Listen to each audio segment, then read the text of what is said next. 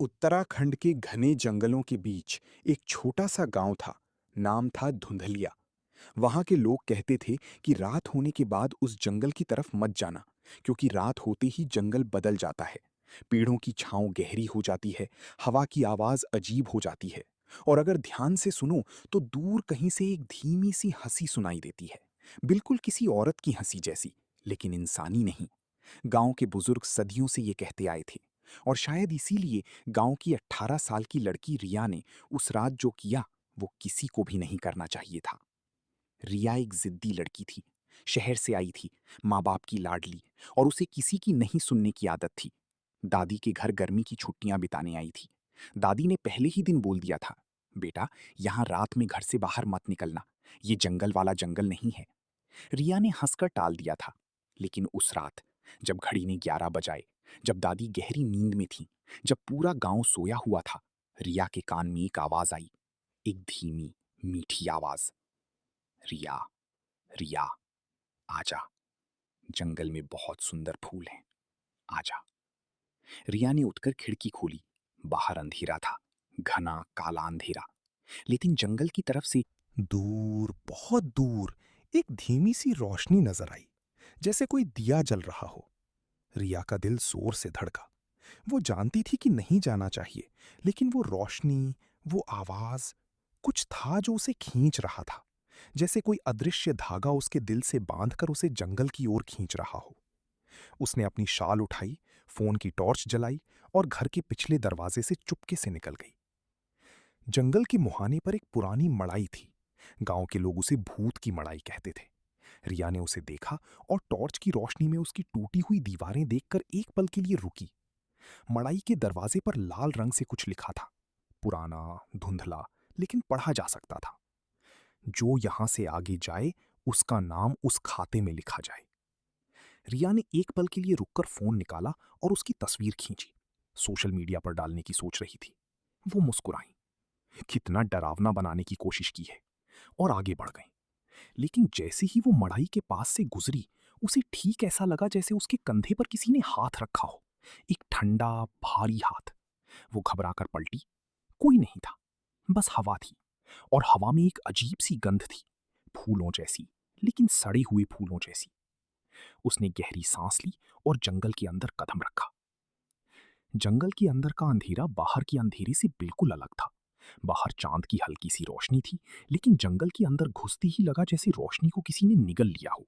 ऊंचे ऊंचे देवदार के पेड़ आसमान को ढक रहे थे। रात की हवा पत्तों के बीच से गुजरती थी तो ऐसी आवाज आती थी जैसे हजारों लोग एक साथ फुसफुसा रहे हों। रिया ने टॉर्च आगे की तरफ की। रोशनी का दायरा बस 10-12 कदम तक था। उसके आगे सब कुछ अंधकार में डूबा था। तभी उसने सुना एक डाली टूटने की आवाज पीछे से। वो पलटी।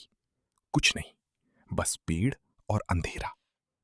लेकिन रिया को यकीन था, वो डाली अपने आप नहीं टूटी थी। वो आगे बढ़ती रही।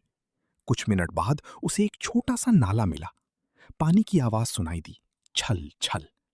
उसने नाले के पास बैठकर एक पल सुस्ताने की सोची। जैसे ही वो बैठी, उसे नाले की दूसरी तरफ कुछ दिखा।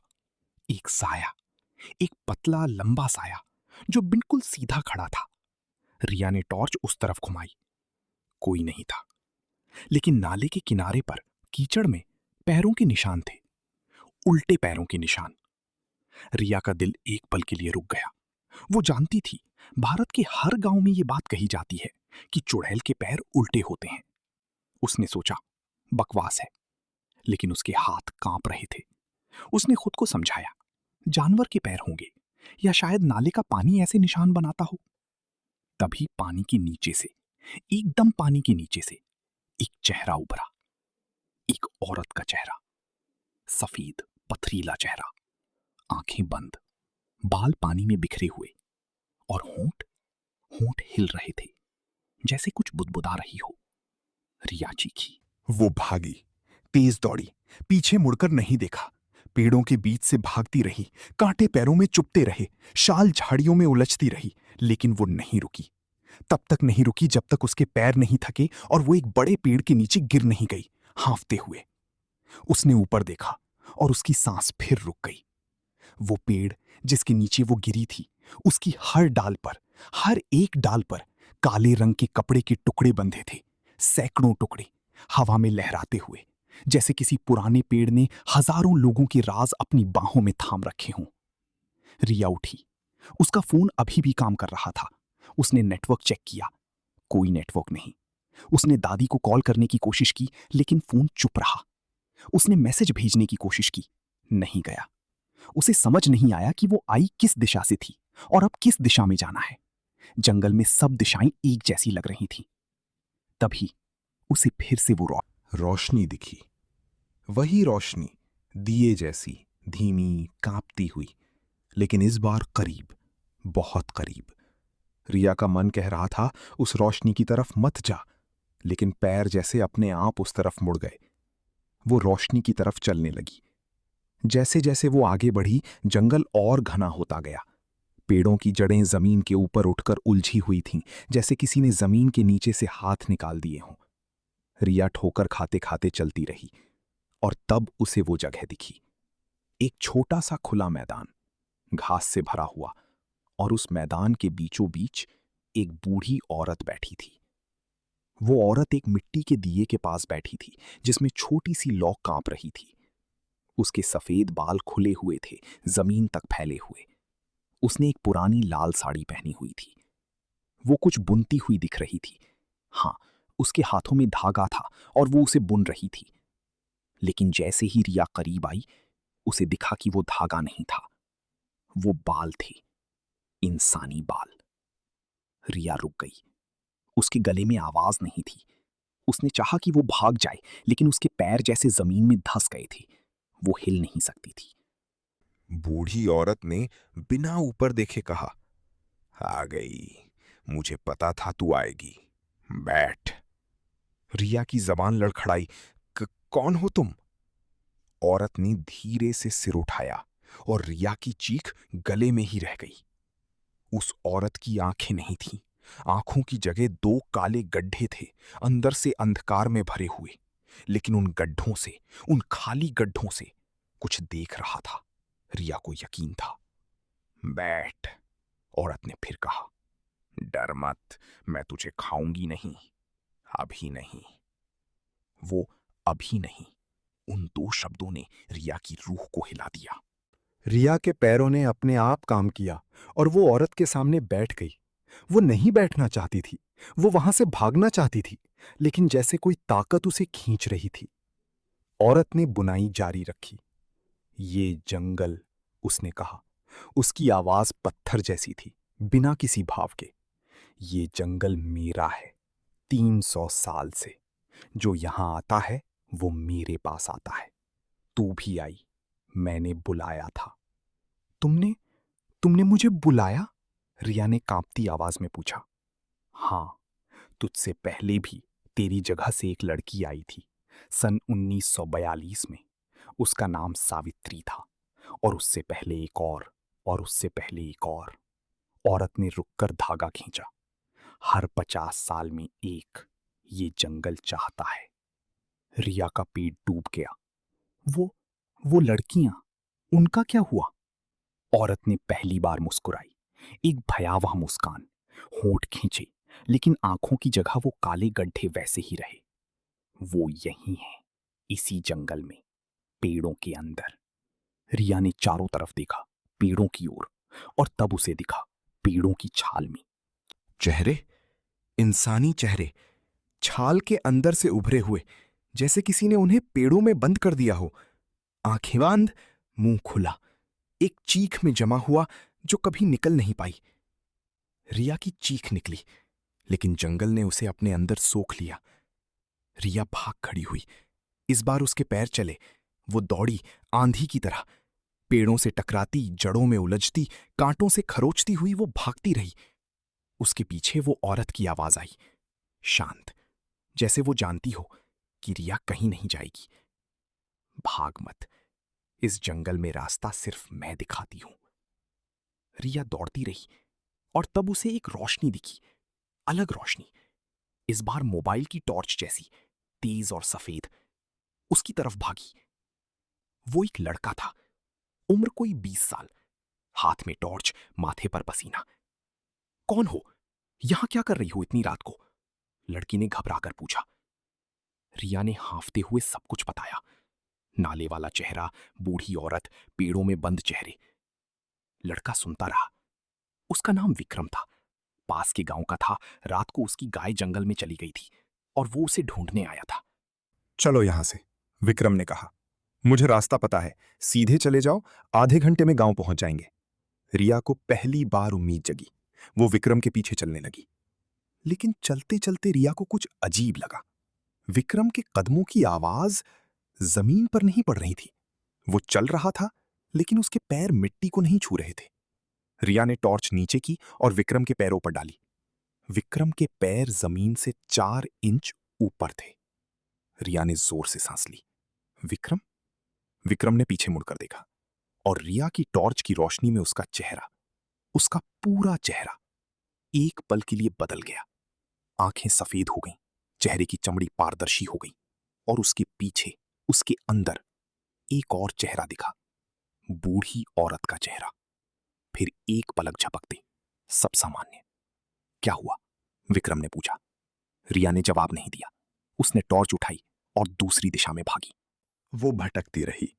घंटे गुजरे, या शायद मिनट। जंगल में वक्त का हिसाब नहीं था। उसकी टॉर्च की बैटरी कम होती जा रही थी। रोशनी पीली पड़ रही थी। रिया एक पुरानी सूखी नदी के किनारे बैठ गई।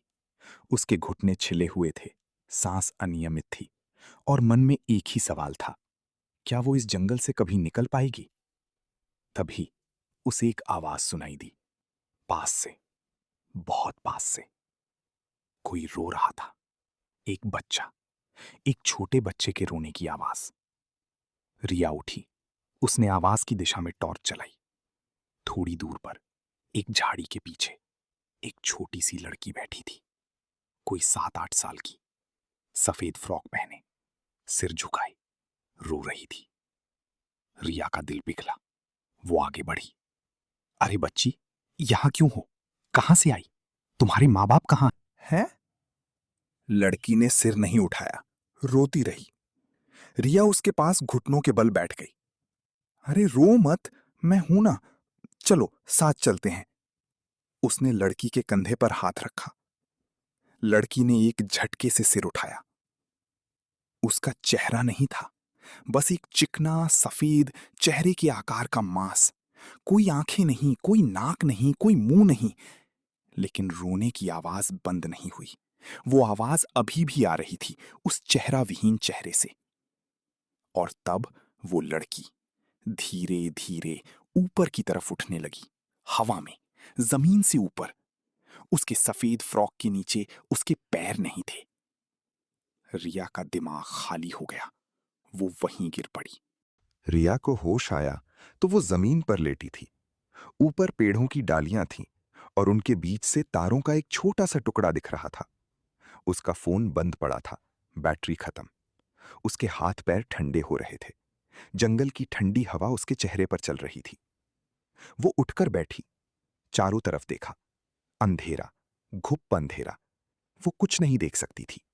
उसने हाथ आगे बढ़ाया। उसकी उंगलियां एक पेड़ की छाल से टकराईं। ठंडी, खुरदुरी छाल। लेकिन छाल हिली, जैसे पेड़ के अंदर से कुछ हिला। एक हाथ जैसी उभार, छाल के नीचे से, रिया की उंगलियों के नीचे। रिया ने हाथ खींचा और पीछे हट गई। और तब जंगल में एक बदलाव हुआ। धीरे धीरे हर पेड़ अंदर से चमकने लगा।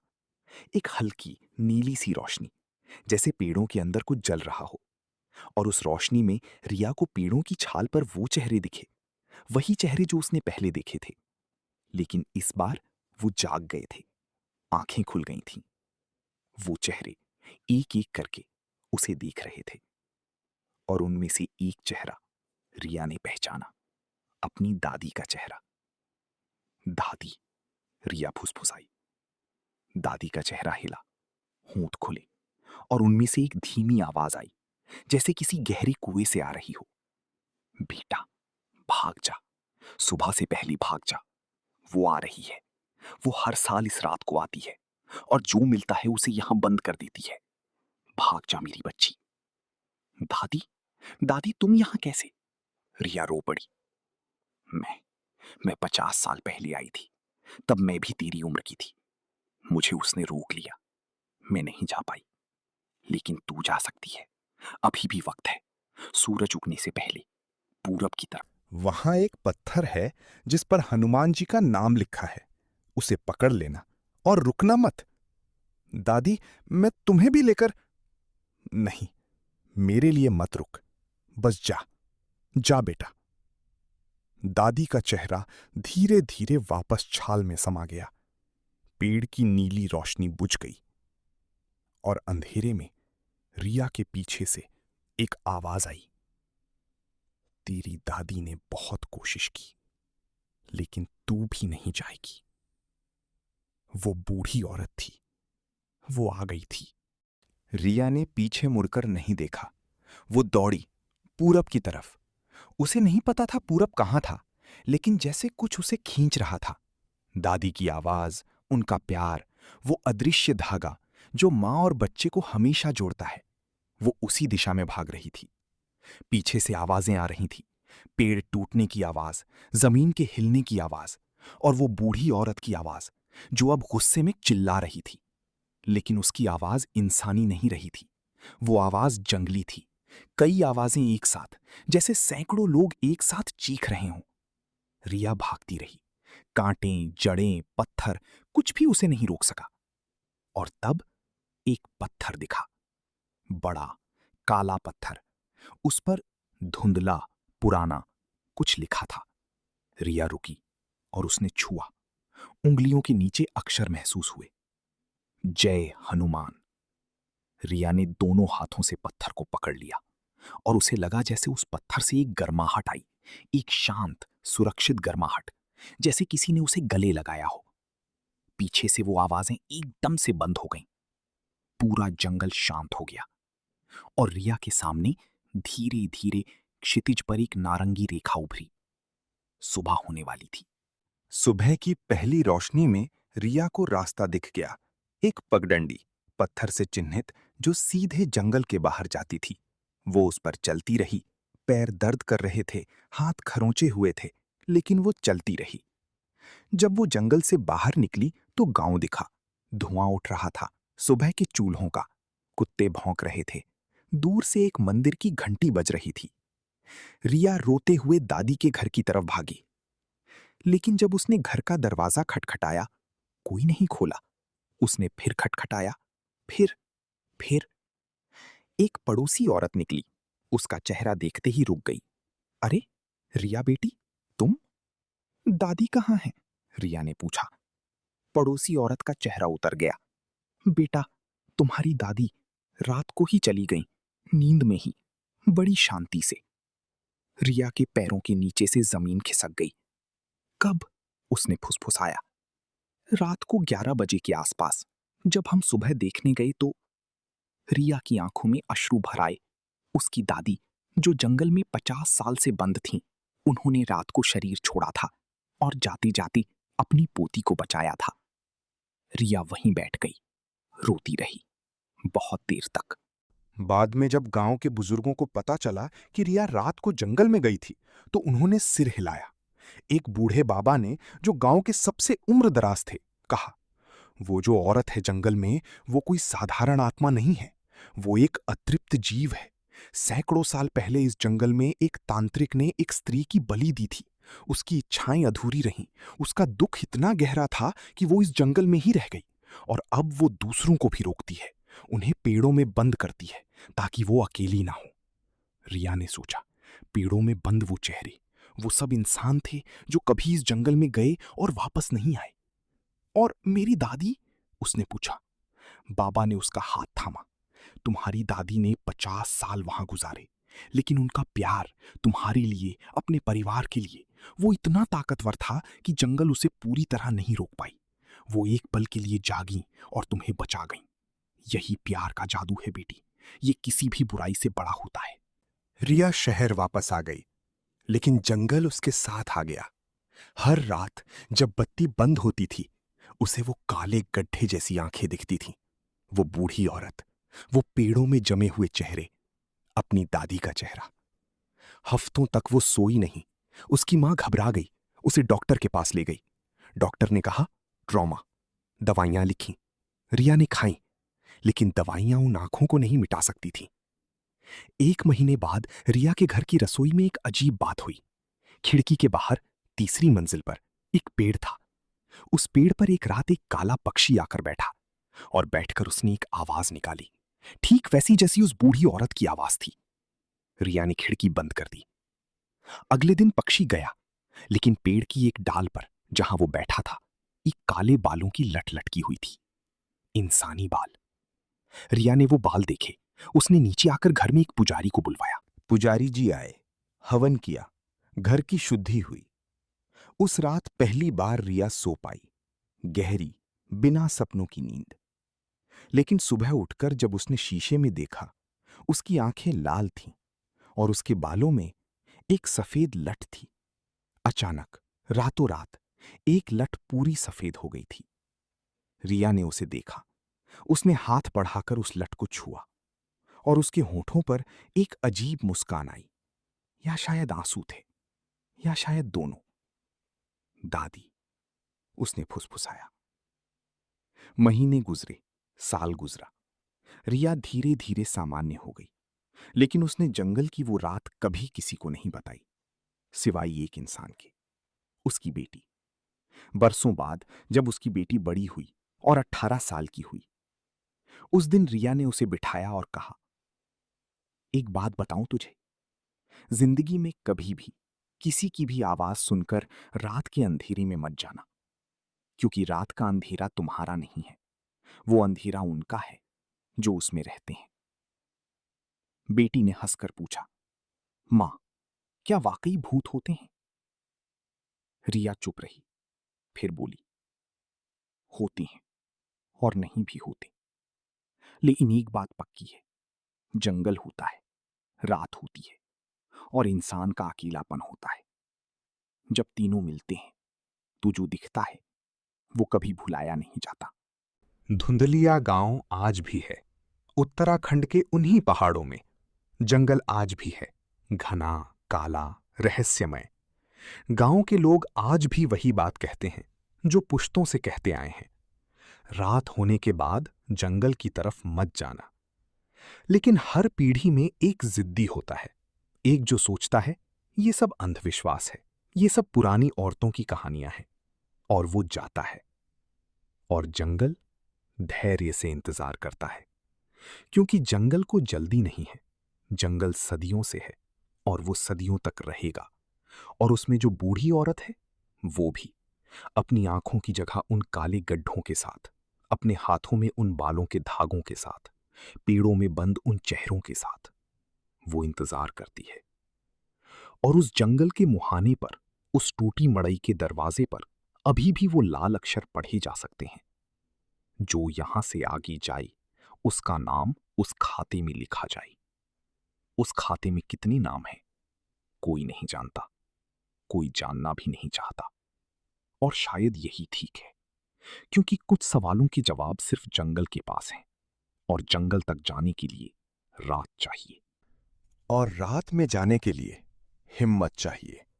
और हिम्मत वो अकेले काफी नहीं होती, क्योंकि जंगल के पास सदियों का अनुभव है और तुम्हारे पास सिर्फ एक रात जो शायद खत्म ना हो।